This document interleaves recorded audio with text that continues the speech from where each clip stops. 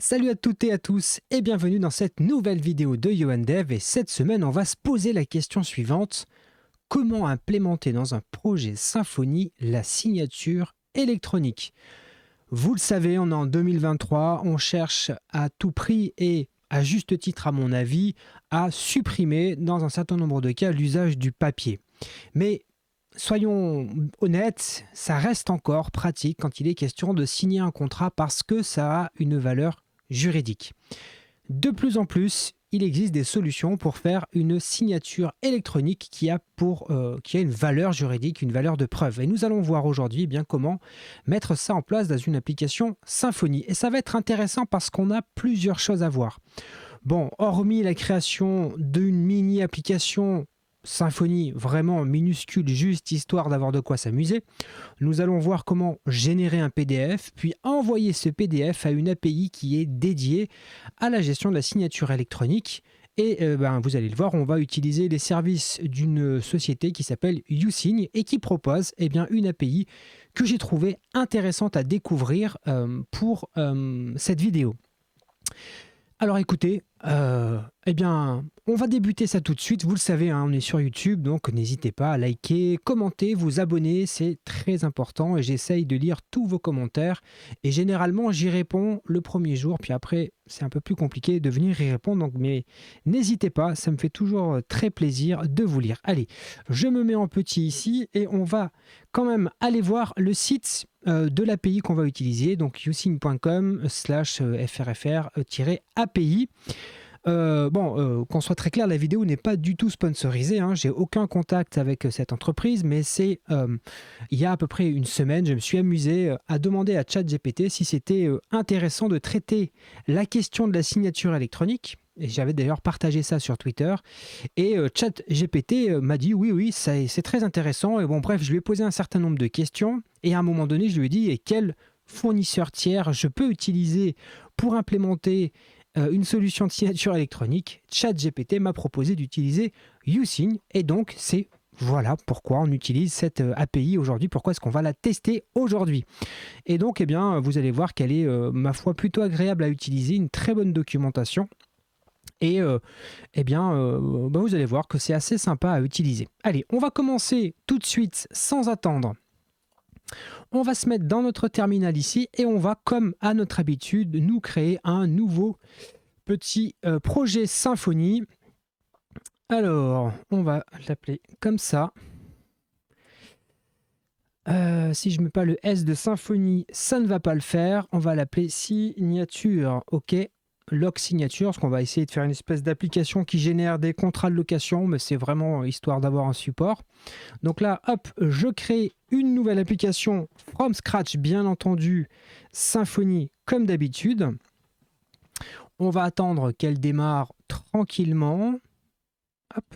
On va ensuite, une fois qu'elle aura démarré, se positionner dans le répertoire lock signature. On va démarrer... Hop, mon copier-coller qui ne marche pas. On va démarrer le Docker Compose qui arrive par défaut avec Symfony, mais moi c'est juste parce que ça me permet d'avoir une base de données. On va démarrer. Alors attendez, si je vais mettre la version de PHP à 8.1 pour des questions pratico-pratiques, et on va se démarrer tout de suite le serveur Symfony. On le démarre, nickel. Il est là, on va se l'ouvrir tout de suite. Hop. Je voulais faire un copier-coller. Hop, on va faire comme ça. Je ne vais pas cliquer parce que je veux l'ouvrir dans ce navigateur-là. Hop, voilà. On a notre application Symfony en version 6.2.5. Au moment où je tourne la vidéo, c'est la version actuellement en vigueur. Et on va se créer un petit contrôleur juste histoire de voir que tout va bien. Hop, on se crée notre contrôleur et je vais l'appeler location. Donc je fais un Symfony console mais contrôleur location. Et on va ouvrir aussi tout de suite notre code dans Visual Studio Code ici. Je vais zoomer pour que tout le monde puisse bien y voir. Voilà, ça c'est bon, tout ça, hop, hop, ça supprime. On va ouvrir notre contrôleur et on va changer sa route. On va lui dire que lui sera accessible directement à l'URL / de cette manière, quand on vient ici et qu'on rafraîchit, logiquement, on devrait bien voir, voilà, parfaitement notre petit contrôleur. On va se créer une première entité qui va représenter finalement eh bien, les données de notre faux contrat de location. Rappelez-vous, on a dit qu'on allait se créer un espèce de contrat de location et qu'on va vouloir obtenir la signature d'un éventuel locataire. C'est un cas d'usage un peu fictif, mais qu'on peut retrouver dans la vie réelle. Donc là, je vais faire un Symfony Console Make Entity Contrat et on va lui définir un certain nombre de champs. On va lui dire qu'on a besoin du nom du locataire, une string 255 qui ne peut pas être vide. On a besoin de son prénom, une string 255 qui ne peut pas être vide aussi. On a besoin, qu'est-ce qu'on a besoin? On a besoin de son adresse mail, parfait, string 255 et qu'il ne peut pas être nul, vu qu'on cherche à lui envoyer un mail pour la signature électronique. Ok, parfait. On a besoin de quoi? On a besoin d'une date de début. Date début. Donc le date de début de la location, on va dire. Hein. Donc on va dire date début, on va l'appeler, on va le mettre au format, datetime immutable. Ok. Est-ce qu'il peut être nul? Non. Si on met une date de début, on va se mettre une petite date de fin, vous vous en doutez. Pareil, datetime immutable. Si j'arrive à écrire comme il se doit, ok. Est-ce qu'il peut être nul? Non. Évidemment, on a besoin du loyer, hein, ça peut être intéressant. Le loyer, on va pas se prendre la tête, on va mettre en string, c'est pas très important, 255 et il ne peut pas être nul. On a besoin de quoi dans un contrat? On a besoin de la caution par exemple, on va se mettre ça en string 255 qui ne peut pas être nul. Et là, on va créer des champs un petit peu particuliers, mais vous allez comprendre. On va se créer des champs qui vont stocker un certain nombre d'ID. Et ces ID-là, ce seront les références uniques que va nous fournir l'API de Using. Il y en a 3 qu'on va devoir stocker. L'ID de la demande de signature. L'ID du document qu'on va joindre à cette demande de signature. Et l'ID du signataire, c'est-à-dire de notre pseudo-locataire. Donc on a 3 ID qui vont provenir de l'API Using. Je vous épargne l'épluchage de doc que j'ai dû faire pour en arriver là, mais en tout cas j'ai besoin de stocker ces 3 éléments-là pour pouvoir faire avancer, vous allez le voir tout à l'heure, le processus. Donc le premier, on va l'appeler signature ID, ok. On va pas le mettre en integer, on va le mettre en string, ok, 255 et qui peut être nul parce qu'au départ, il n'y aura pas de signature, il n'y aura pas de demande de signature. Donc on va le dire, ouais, tu peux être nul, pas de problème. Le deuxième élément, comme je vous l'ai dit, c'est le document ID. Document ID. Donc ça sera le fameux PDF qu'on va générer et qu'on va transmettre à l'API de Using. Donc pareil, on va mettre ça en string 255 et qui peut être nul. Non, il ne peut pas être nul. D'ailleurs, j'ai répondu quoi? Non, j'ai répondu yes au-dessus, donc tout va bien. Ok. Ensuite, on a le signer ID, donc ça sera l'ID du signataire. Pareil, on va lui dire que ça sera une string 255 et qui peut être nul dans la base de données. Et enfin, on va se stocker aussi le chemin vers le fichier PDF sans la signature. Donc on va l'appeler PDF sans signature. Voilà, je mets tout en français. Les ayatollahs du code tout en anglais vont venir me crier dessus, mais détendez-vous, c'est une vidéo YouTube, on fait ça à la cool les amis, tout va bien. Comme ça permet à tout le monde de bien suivre ce qu'il se passe. Alors, PDF sans signature, une string 255 et qui peut être nul parce qu'au départ on n'aura pas généré le PDF, donc on va dire qu'il peut être nul, on met yes. Et là, eh ben c'est bon, on a créé notre entité, on va créer la migration en faisant un Symfony Console make migration. Voilà. Et ensuite, on va se faire tout simplement un Symfony Console doctrine migration migrate pour appliquer les modifications à notre base de données. Donc là, si on va voir notre petit VS Code, il s'est passé pas mal de choses, notamment on a désormais maintenant notre entité contrat qui existe avec toute la définition de notre entité, avec les getters, les setters et tout ce qui va bien. Mais ça, c'est Symfony qui l'a généré pour nous. Vous allez voir qu'on n'a pratiquement pas besoin, en tout cas pour cette démonstration, de s'en occuper. Donc là, c'est bon, on a notre entité. On va se créer un espèce de petit CRUD pour pouvoir créer facilement un nouveau contrat. Donc on ne va pas s'embêter, on va faire un Symfony Console make 2.CRUD. On va le faire comme ça. Il va nous demander, eh bien, OK, tu veux créer un CRUD, pas de problème. Pour quelle entité? Donc nous, on va lui dire gentiment, eh bien, l'entité contrat. Et il nous demande comment est-ce qu'on souhaite appeler ce contrôleur. Oui, on va l'appeler contrat contrôleur. Est-ce qu'on veut générer des tests? Non, on est en train de faire une démo pour YouTube. On ne va pas faire de tests. Et là, c'est bon, il nous a créé une nouvelle route qui s'appelle /contrat. Donc on va aller tout de suite consulter cette route ici. On va aller sur /contrat ici. Et là, vous allez voir qu'on a effectivement une petite mise en page, alors qui n'est pas très jolie, mais qui nous permet, si on fait Create New, de créer un nouveau contrat. Donc ce qu'on va se faire, pour que ça soit un peu plus agréable quand même, on va mettre en place un petit Pico CSS. Pico CSS, c'est un framework minimaliste CSS que j'aime bien utiliser pour les vidéos YouTube parce que voilà, il permet de facilement mettre en page sans se prendre trop la tête. Donc là, je vous passe tous les détails, mais grosso modo, hop, ici, qu'est-ce qu'on fait? On va chercher la feuille de style de Pico CSS, tout simplement. On crée les viewports, on crée un conteneur et on bascule en mode dark ici, parce que c'est quand même plus joli comme ça. Voilà, et donc là, on se retrouve avec notre index et on va être en mesure de créer eh bien, un nouveau contrat. Comment est-ce qu'on crée un nouveau contrat? On crée ici, on va l'appeler Bernabeu, ok.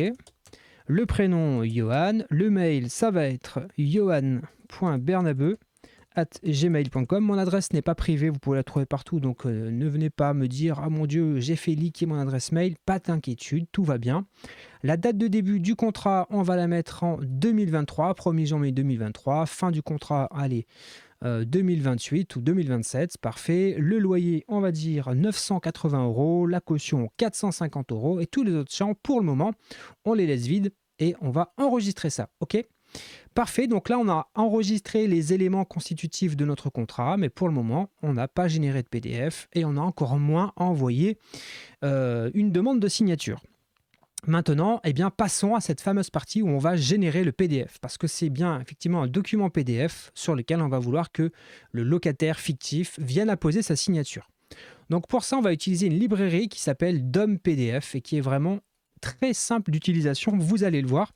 Pour l'installer, on fait un composer require DOM PDF / DOM PDF.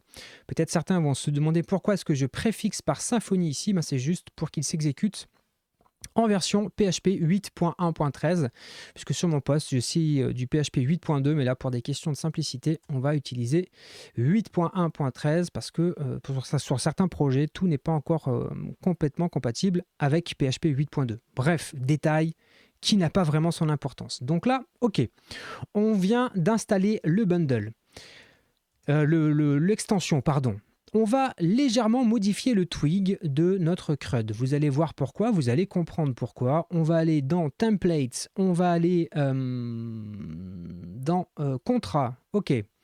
On va aller dans Show, ici, qui nous permet de voir le contrat.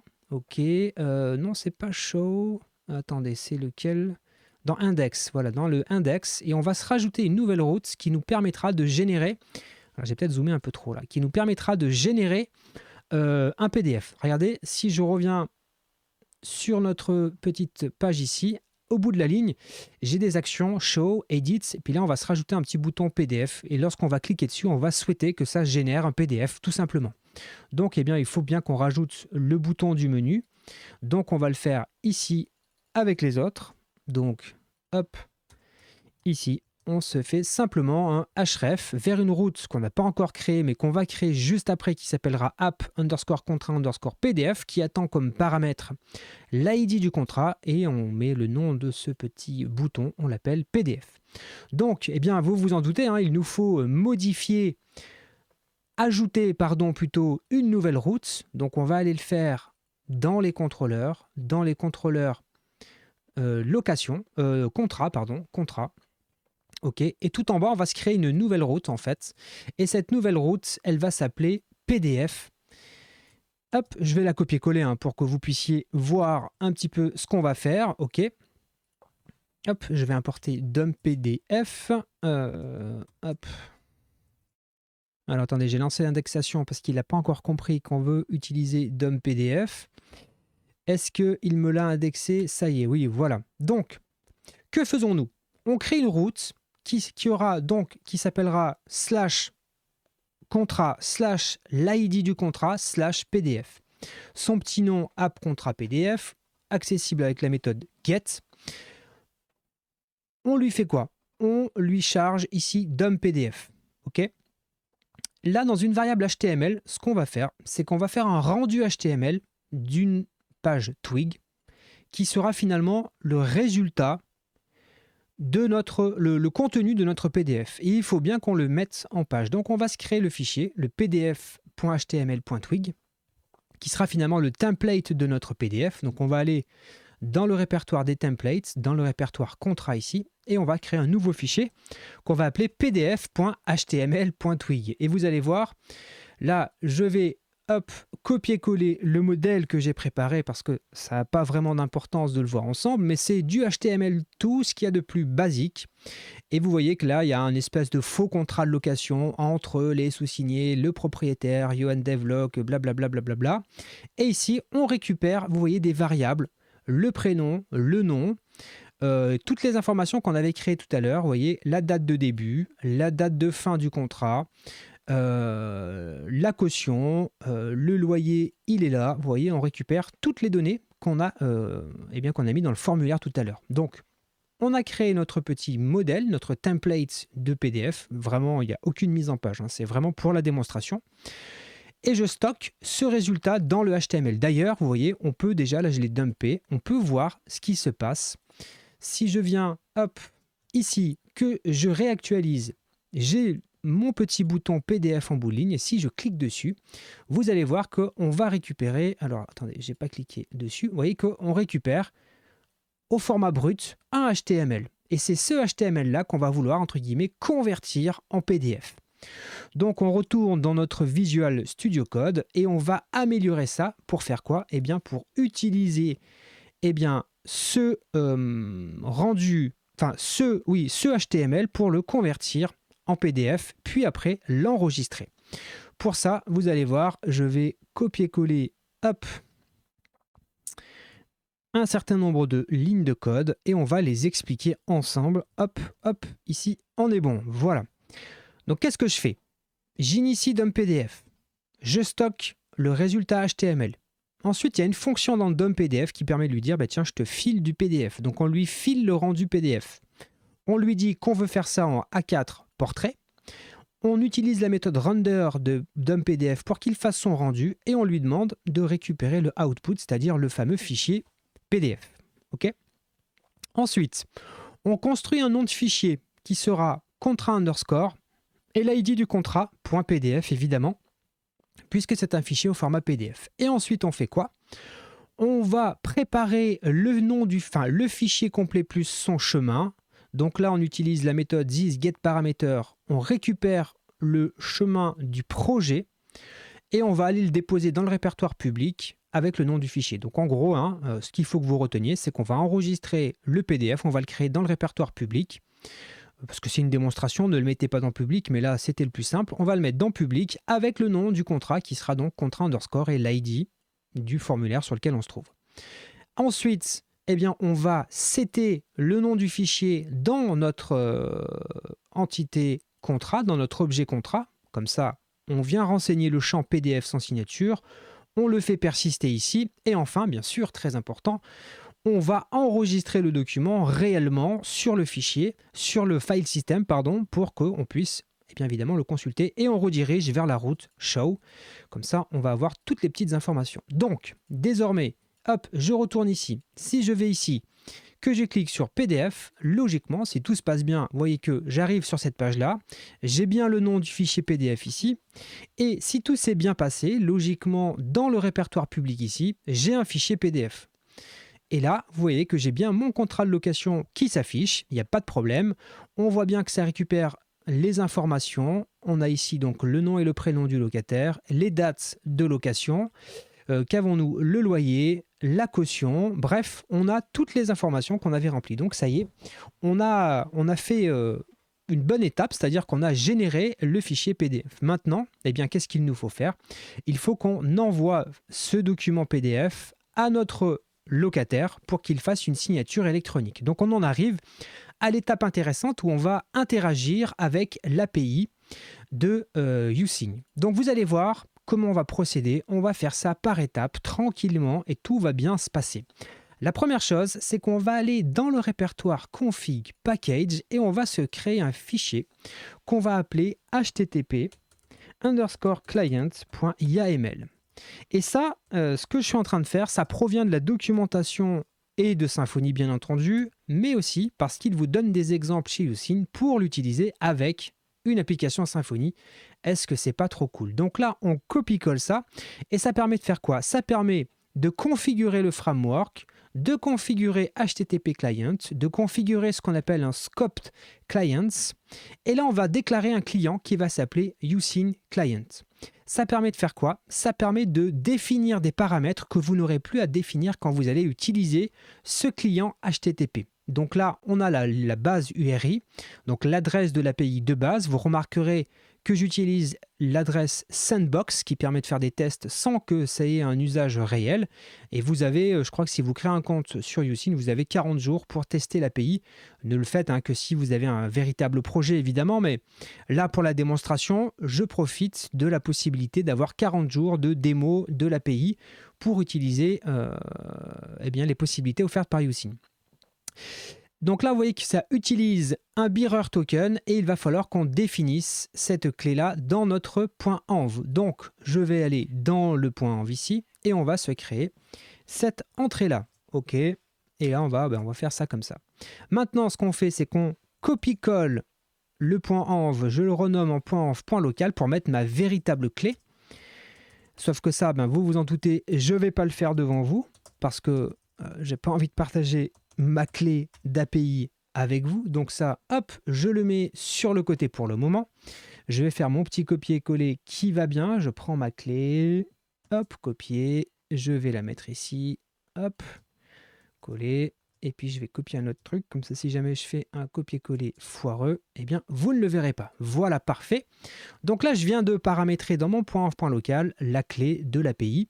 Comme ça, au moins, on va pouvoir l'utiliser. Donc là, c'est bon, on a préparé finalement les éléments de base, à savoir l'URI de base et le bearer token, enfin en tout cas la clé d'utilisation de l'API. Donc là, on a fait une petite conf, c'est bien. Maintenant, on va créer vraiment les interactions avec l'API. On a 4 opérations à prévoir. 1. Initialiser la signature. 2. Uploader le document PDF. 3. Ajouter un signataire à notre demande de signature qui contient donc le document. Et 4, valider l'ensemble pour l'envoyer réellement, pour que ça soit envoyé au signataire. Alors il y aurait évidemment d'autres étapes pour aller récupérer l'état de la signature quelques jours après, voire créer un webhook pour que Using vienne prévenir l'application, mais nous on ne va pas aller aussi loin, mais sachez que c'est possible. Donc, comment allons-nous faire? On va réunir tout ce petit travail qu'on va faire avec l'API de Using, on va le faire dans un service qu'on va créer dans le répertoire SRC. On se crée un petit sous-répertoire qu'on va appeler service ici, OK. Et on va se créer un service qu'on va appeler, comment est-ce que j'ai prévu de l'appeler? Using service, OK. Donc là, on crée un nouveau fichier, Using service.php, OK. On crée un fichier PHP, tout ce qu'il y a de plus classique. On lui met un petit namespace. Alors, c'est pas dans App Controller, mais c'est dans App Service. Et on va l'appeler classe. Et on va l'appeler bien tout simplement Using Service. Hop, hop. On ouvre décidément. Voilà, on ouvre nos accolades et on est prêt à faire notre petit service. Que va-t-on faire dans notre petit service? Première chose, on va utiliser le client HTTP Client de Symfony. Pour ça, on va l'utiliser en faisant un public function construct. Okay. On fait un private HTTP Client interface. Et là, la petite subtilité qui nous permet d'utiliser la configuration qu'on a spécifiée ici dans HTTP Client, regardez Using Client ici, et bien pour récupérer cette configuration-là, il nous suffit simplement de dire OK, je veux HTTP Client Interface, mais moi je veux le client Using que j'ai paramétré. De cette manière, quand j'utilise Using Client, j'utilise le scoped client avec tout ce qui a déjà été paramétré dans notre fameux fichier YAML. Donc ça, c'est vraiment hyper pratique. Ensuite, eh bien, intéressons-nous à la première étape. La première étape, c'est initier une signature. Donc là, j'invente pas grand-chose. J'ai quasiment copié-collé les codes qui proviennent de la documentation officielle de YouSign. Qu'est-ce qu'on fait? On crée une fonction qu'on appelle signature request. C'est une requête qui se fait en post. Le deuxième élément qu'on passe à notre requête, enfin, c'est ça. En tout cas, l'URL qu'on rajoute, c'est donc l'URL de base qu'on a paramétré, /signature request. OK? Et ensuite, on lui envoie un tableau d'options avec le body, où c'est un fichier JSON qui contient ici le nom, on dit contrat de location, le mode de delivery mode en email, et on est sur une type zone Europe, Paris, et on ferme le JSON. Et enfin, dans les headers, on va spécifier que c'est du contenu de type application/JSON. Ensuite, on fait un petit test sur le statut code, et si tout va bien, on renvoie la réponse sous forme de tableau. Donc ça, c'est pour faire la demande de signature. Ensuite, deuxième étape, uploader le document. Uploader le document, vous allez voir comment ça va se passer. C'est très très simple. Hop, hop, je copie-colle la petite fonction que j'ai prévue. On va chercher les petites importations qui vont bien. Et il faut, vous allez voir, on va définir aussi en haut de notre classe, on va définir une constante qui sera les chemins vers lesquels on trouve nos uploads, nos PDF, pardon, et rappelez-vous, c'était dans /public. Donc là, tout simplement, je lui dis, tu prends le répertoire dans lequel tu te trouves, tu remontes de 2 niveaux, puis tu vas dans le répertoire public. Puisqu'on est dans service, on remonte d'un niveau SRC, on remonte encore d'un niveau, on est à la racine et on rentre dans le répertoire public. Et c'est donc ici qu'on va retrouver tous nos documents. Donc là, c'est simplement pour pouvoir le retrouver facilement. Donc l'upload, comment ça fonctionne? On a besoin dans cette fonction, dans cette méthode qui s'appelle upload document, qu'on récupère évidemment la signature request ID. Donc le fameux ID de notre demande de signature. OK?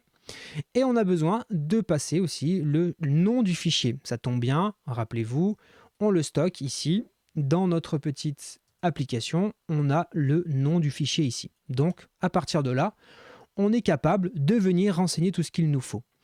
Donc, on fait une requête. Hop, je suis là, pardon. Donc là, on fait quoi? On crée un tableau qui s'appelle Form Fields. Il a besoin de 2 champs. Le premier champ ici, on l'appelle nature. Dans nature, on lui dit c'est un document signable. Ça vient directement de la documentation de YouSign, c'est pas moi qui l'invente. Et enfin, le deuxième champ, eh bien, on lui dit tiens, je te passe le nom du fichier, enfin, je te passe le fichier. Donc là, il y a le nom du fichier, etc., etc., etc. Il y a tout ce qu'il faut pour pouvoir uploader le fichier. Ensuite, on prend ce form field et on utilise la petite fonctionnalité qui s'appelle form data parts et qui permet de faire du multipart. Pourquoi? Parce que c'est un format qui est demandé par l'API YouSign. Lors de l'envoi, il a besoin que ça soit du multipart. De cette manière, dans form data ici, on récupère quelque chose qui est de forme multipart tout simplement. Ensuite, qu'est-ce qu'on fait? On prépare, donc dans ce fameux form data, on récupère les headers de cette histoire-là, ok? Ça permet de récupérer le header de notre farm data. Et enfin, on fait la requête. Comment est-ce qu'on fait la requête? On utilise toujours notre YouSign Client. On fait une requête en post. L'URL, c'est donc l'URL de base qu'on a précédemment configuré. /signature_request /l'ID de la signature qui est ici. /documents. Et enfin, on lui passe dans le contenu qu'on envoie à notre API YouSign, on lui envoie les headers qu'on a récupérés juste ici et on lui envoie le body qui est quelque chose qu'on provient depuis form data. Vous voyez qu'ici, body to itérable et en gros, il va envoyer et nature et file. Comme ça, ça permet d'avoir quelque chose de beaucoup plus sympathique. Enfin, on fait un petit test, on vérifie le code. S'il y a une erreur, on met un petit message. Sinon, on renvoie un tableau. On est pas mal. Allez, on continue. Étape numéro 3, on va ajouter un signataire. Donc là, la méthode, elle est un peu plus longue, mais elle n'est pas très compliquée non plus. Alors, je ne l'écris pas devant vous parce que sinon, franchement, ça n'a pas beaucoup d'intérêt. Mais on va la commenter ensemble. Cette fonction, pardon, elle a comme signature un certain nombre d'éléments. On a besoin toujours de l'ID de la requête de signature. Donc, toujours celle-ci, on en aura toujours besoin. On a désormais besoin de l'ID du document qu'on aura récupéré de la requête juste avant. On a besoin de l'email, la personne à qui on va envoyer la demande de signature, de son nom et de son prénom. OK ? Et ensuite, on prépare la requête. On prépare la requête en poste, toujours sur l'URL de base /signature request /l'ID de la signature, comme d'habitude, /signers. Parce que signer avec un S, parce qu'on pourrait rajouter plusieurs signataires, mais là, on va le faire l'exemple avec un seul. Et dans le body, on va lui passer du JSON. On lui passe une première clé info dans laquelle on va passer le prénom, le nom, l'adresse mail et la locale. Ensuite, on lui passe des champs, on lui dit que c'est de type signature, on lui dit signature de quoi ? Eh bien, du document, et on lui donne l'ID du document sur lequel il doit signer. Ensuite, on positionne l'endroit où il doit être apposé la signature. Donc nous, on lui dit, écoute, tu dois signer à la page 1, et on a les coordonnées XY 77 581, mais il y a un petit outil qui vous est fourni par YouSign pour calculer ce truc-là en fonction de vos documents. Il peut vous donner les coordonnées ici. Ensuite, on spécifie le niveau de signature. Il y a plusieurs niveaux de signature chez YouSign et il y a plusieurs niveaux d'authentification de signature qui donnent plus ou moins de valeur légale à la signature. Là, j'ai gardé les choses par défaut, mais sachez que vous pouvez aller plus loin dans l'utilisation de YouSign. Il y a plusieurs niveaux de signature. Et enfin, on lui passe le headers et on dit que le content type, c'est application/JSON. Et enfin, comme d'hab, on récupère le statut code. S'il y a une erreur, on met une erreur. Sinon, on renvoie un tableau avec le résultat de cette requête. Et enfin, dernière étape, l'étape numéro 4, celle où on va, une fois qu'on a préparé tout ça, c'est-à-dire qu'on a créé une demande de signature, à laquelle on y a ajouté un document, à laquelle on y a ajouté un signataire, on a ce triptyque-là, et on va, entre guillemets, activer ce triptyque, et ça va donc envoyer le mail aux signataires qui font partie de la demande. Donc là, on crée, hop, j'ai oublié de copier-coller, hop, le petit slash ici, on va activer la signature. Et là, c'est très simple, parce que ça prend un seul paramètre, l'ID de la demande de signature. Et là, j'ai presque, je pense, à ce moment-là, plus besoin de vous expliquer ce qu'on va faire. On fait une requête en poste, à l'URL de base, /signature request /l'ID de la signature /activate. On ne peut pas faire plus simple. On teste le code, blablabla, et on retourne un tableau de la réponse de notre requête. Donc là, c'est beau, on a préparé notre petit service. Il est temps désormais d'utiliser ce service. Donc, rendez-vous dans notre contrôleur. Notre contrôleur, contrat contrôleur, et on va créer une nouvelle route, cette fois-ci, qui s'appellera signature, vous l'avez compris. Donc, je vais copier-coller la route, on se crée une nouvelle route. Et qu'est-ce qu'elle fait cette route ? Alors attendez, il faut que j'aille chercher ici le service YouSign. Voilà, nickel. Et qu'est-ce qu'elle fait cette route ? Eh bien, elle reprend les étapes. Alors évidemment, on pourrait refactoriser. Là, je persiste à chaque fois, c'est pas forcément nécessaire, mais là, c'est pour que les choses soient bien claires. Première étape, on fait la demande de signature. Donc pour ça, on utilise le YouSign Service Signature Request. On stocke le retour de la requête et on utilise la clé ID et on la fait persister dans le champ signature ID. De cette manière, pour toutes les étapes suivantes, on l'a quelque part en base de données. Deuxième étape, on upload le document. On utilise la fonction qu'on a créée précédemment dans notre service, upload document. Rappelez-vous, il a besoin de deux paramètres, l'ID de la signature, de la demande de signature et le nom du fichier qu'on veut uploader. Pareil, on récupère l'ID, on le fait persister dans notre entité contrat et on passe à l'ajout des signataires. Là, il y a un peu plus de choses à faire avec cette méthode. Rappelez-vous, on a besoin de l'ID de la signature, du document, du mail, du prénom et du nom. Donc on passe tous ces éléments-là qu'on récupère depuis le contrat. C'est très pratique. Et on va faire quoi ensuite ? Eh bien, tout simplement, on va setter ça dans le champ Signer ID, puisqu'on veut avoir l'ID du signataire tel qu'il est existant chez YouSign. On persiste et enfin, on fait quoi? Eh bien, on envoie la demande de signature en faisant un Activate Signature Request qui attend quoi? Uniquement l'ID de la signature. Et on redirige sur la page qui nous affiche le contrat.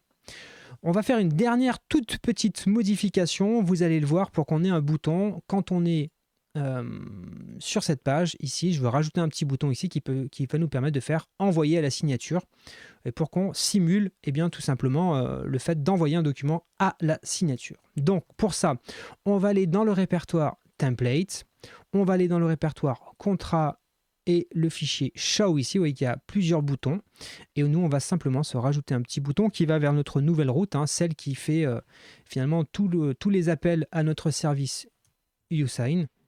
Donc là je rajoute le petit bouton, et là si j'actualise, logiquement vous voyez que j'ai envoyé à la signature, et là si j'appuie ici et qu'on n'a pas fait de bêtises, tout s'est bien passé. Alors là on voit rien, mais en fait je vais vous partager ici, je viens de recevoir un mail à l'instant, hop, je vais le partager, hop, le temps que je glisse la fenêtre ici, je viens de recevoir ce mail. Et ce mail il me dit quoi? YohanDev vous invite à signer un contrat de location. Pour lire et signer le document, cliquez ici. Donc là c'est parfait, c'est exactement le comportement qu'on attendait. Donc là c'est vraiment trop cool. Où est-ce que je suis là? Donc on va faire accéder au document. Donc là on va tomber sur une interface de uSign qui me dit ok, j'ai un document ici à signer, je vais faire commencer, je vais prendre connaissance du document. Donc là on voit bien, alors il y a marqué Sandbox parce que je suis sur une version Sandbox de l'API, mais imaginez dans le cas réel, évidemment vous n'avez pas ce texte en rouge. Donc là on voit bien que j'ai bien mon PDF avec toutes les données qui proviennent de mon formulaire, et je vois que mon champ de signature il est ici. Donc quand j'ai pris connaissance du document et que je suis prêt à signer, je peux cliquer sur signer. Soit j'utilise la signature qui m'est proposée de base, soit je peux faire hop, n'importe quoi, voilà ma signature magnifique, et je fais utiliser cette signature. Et là il faut que je valide en faisant glisser comme ça. Et là c'est bon, vous allez voir qu'il va me dire votre signature est en cours de traitement, et là ça y est, c'est bon, la signature est signée. Je peux évidemment récupérer le document avec ma signature, mais surtout, hop, je vais changer là pour aller vous montrer le mail de validation ici.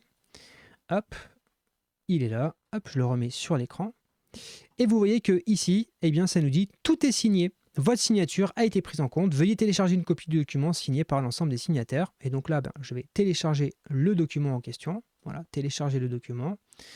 Hop, je l'enregistre, on va l'ouvrir, et vous voyez que là on récupère le document avec la signature de notre signataire ici. Hop, et donc là on a bien la signature, et il y a la petite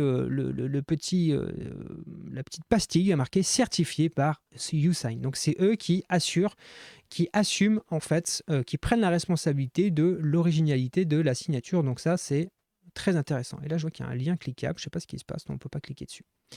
Donc voilà comment utiliser une solution de signature électronique, en l'occurrence uSign. Comme je vous le disais, la vidéo elle n'est pas du tout sponsorisée, c'est simplement qu'il fallait en utiliser un. Celui-ci il est français, donc tant mieux, je pense que c'est plutôt sympa de partager des solutions françaises. Comme vous l'avez vu, l'utilisation elle est relativement simple. Alors là évidemment le cas d'usage était particulièrement simple, mais n'empêche que on a pu, je ne sais pas combien dure la vidéo, on en est à quoi? On en est à 38 minutes. On a pu en 38 minutes créer une espèce de proto-application. On ne peut pas parler d'application parce qu'on a créé juste un formulaire, mais vous l'avez vu, on a créé un formulaire. On a généré un PDF, qui n'est pas très joli, mais l'idée est là. On a généré un PDF et on a créer toute l'interaction avec uSign pour transmettre ce PDF et le soumettre à signature à là dans notre cas un locataire, mais vous pouvez imaginer un client à qui vous feriez signer un devis, une facture, que sais-je, à vous d'imaginer tous les cas d'usage. Donc dites-moi dans les commentaires si cette vidéo vous a plu, qu'est-ce que ça vous inspire, est-ce que vous l'avez déjà mis en place dans vos entreprises, dans des projets professionnels? Je suis très curieux, moi personnellement, je n'ai encore jamais eu l'occasion de mettre en œuvre ce genre de technologie. Je trouve ça hyper intéressant, j'espère avoir l'occasion d'expérimenter ça sur de véritables projets. Écoutez, j'espère toutes et tous que cette vidéo vous a plu. Je n'ai plus qu'à vous souhaiter une bonne journée, un bon week-end, une bonne nuit, bref, peu importe le moment qu'il est pour vous. Portez-vous bien et moi je vous dis rendez-vous la semaine prochaine pour une nouvelle vidéo. Ciao ciao.